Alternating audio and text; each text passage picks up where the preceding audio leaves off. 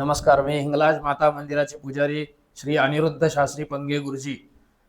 हिंगलाज माता ही 52 शक्तिपीठातली एक असल्यामुळे देवीचं मूळ स्थान हे बलुचिस्तान पाकिस्तान बाँड्रीवरती आहे.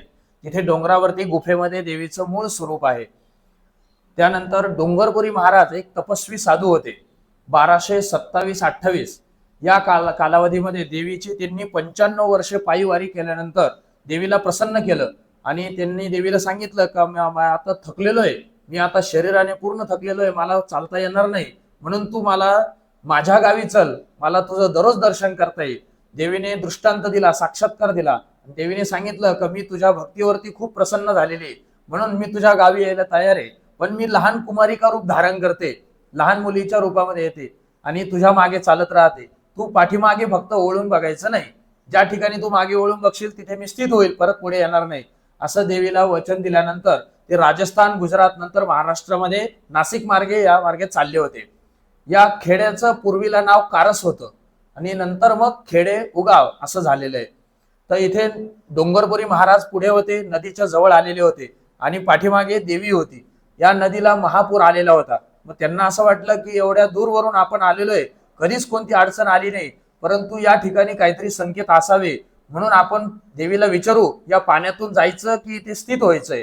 म्हणून मागे वळून बघितलं तर देवी हसली आणि सांगितलं की मीच तुला इथे पाण्याच्या स्वरूपामध्ये थांबवलेलं आहे.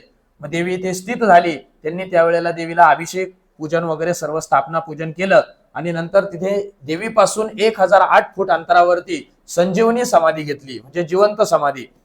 म्हणून हिंगलाज माता ही स्वयंभू रूपामध्ये खेडे उगाव या गावी स्थित आहे, मूर्तीच्या स्वरूपामध्ये आहे. आणि जे जे भाविक येतात, दशनाम गोसावी असतील, गिरी, पुरी, भारती, संन्यासी, रंगारी असे दशनाम गोसावी, त्यानंतर ठाकूर समाज, त्यानंतर सिंधी समाज, भावसार समाज, साळी समाज, माळी समाज, तेली समाज, भावसार समाज असे ज्यांची कुलस्वामिनी आहे ते सर्व इथे येतात. जे काही मनोकामना असेल ते निश्चितच देवी इथे पूर्ण करत असते. आपल्या हिंगलाज मातेचं 4 उत्सव केले जातात. एक श्रावण शुद्ध चतुर्दशी म्हणजे रक्षाबंधनाच्या आदल्या दिवशी ऑगस्ट मध्ये देवीचा 1 दिवसाचा मोठा उत्सव केला जातो. त्यानंतर देवीचे चैत्र नवरात्र केले जातात. गुढीपाडवा ते रामनवमी असे 9 दिवसाचे मोठे उत्सव केले जातात. घटस्थापना वगैरे केली जाते. त्यानंतर पुढचा जो आहे शाकंभरी पौष पौर्णिमा. शाकंभरी पौष पौर्णिमा ही कधी डिसेंबर मध्ये असते, कधी जानेवारी मध्ये असते. तर 1 दिवसाचा तो सुद्धा देवीचा मोठा उत्सव केला जातो. आणि दुसरे जे आहेत नवरात्र उत्सव, अश्विन नवरात्र, अश्विन शुद्ध प्रतिपदा ते दसरा, या पूर्ण 10 दिवसामध्ये देवीची घटस्थापना वगैरे असते. नवचंडी यज्ञ केला जातो आणि बरेच भाविक इथे दर्शनासाठी आलेले असतात. घटस्थापना झाल्यानंतर पहिल्या बुधवारी देवीची मोठी यात्रा असते. 1च दिवसाची मोठी यात्रा असते. तर या ठिकाणी जे जे भाविक येतात, कोणाला संततीची अडचण असेल, काहींना लग्न जमण्याची अडचण असेल, कोणतीही अडचण असेल तर देवीला ते निश्चितच सांगतात, नवस कबूल करतात. देवी निश्चित त्यांचं कार्य पूर्ण करते. म्हणून सर्व भाविकांना आवाहन आहे, आपल्या हिंगलाज मातेला निश्चित या, देवी निश्चितच तुमची मनोकामना पूर्ण करेल. हिंगलाज माता की जय. आदिशक्ती भगवतीच्या 51 शक्तिपीठांपैकी एक असलेले हिंगलाज देवीचे शक्तिपीठ पाकिस्तान व बलुचिस्तान सीमेवर आहे. असे सांगितले जाते की एका भाविकाच्या भक्तीवर प्रसन्न होऊन देवी तेथून नाशिकमधील निफाड तालुक्यातील खेडे या गावात आली. निफाडमधील हे मंदिर 13व्या शतकातील आहे. हिंगलाज देवीची मूर्ती स्वयंभू असून हे जागृत स्थान असल्याची भाविकांची श्रद्धा आहे. या मंदिराची आख्यायिका अशी की हिंगलाज मातेचे मूळ स्थान पाकिस्तान सीमेवरील हिंगला नदीच्या काठी हिंगला डोंगरावर आहे. तेथे देवीच्या दर्शनासाठी हजारो भाविक जात असत. त्यापैकीच एक होते डोंगरपुरी महाराज. डोंगरपुरी महाराज हिंगलाज देवीच्या दर्शनासाठी दरवर्षी जात असत. तब्बल 95 वर्ष डोंगरपुरी महाराजांनी देवीची पायी वारी केली. वार्धक्यामुळे आता पायी वारी करणे दिवसेंदिवस त्यांना कठीण वाटू लागले. त्यासाठी त्यांनी मनोमन ठरवले की देवीला आपण आपल्या नगरात घेऊन जायचे. निश्चय पक्का करून त्यांनी देवीची आराधना सुरू केली.